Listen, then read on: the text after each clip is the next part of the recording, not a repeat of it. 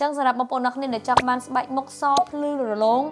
មានសំណើមហើយក្មេងជាងបីជាពិសេសគឺបាត់នៅស្នាមជ្រៅជ្រោះគឺ Massage Premium និង Massage Collagen ចឹងសម្រាប់ពីសេវាកម្មនេះគឺចាពីខាង EK ផ្ទាល់នឹងមានការ promotion discount ចំនួន 50% ភ្លាមៗផងដែរ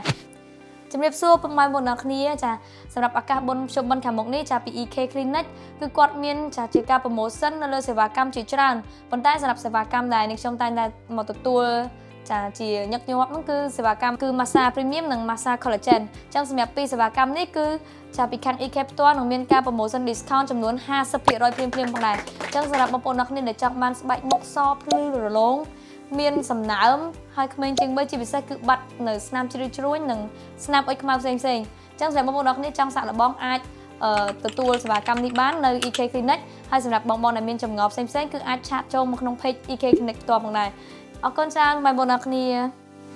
ចាបាយ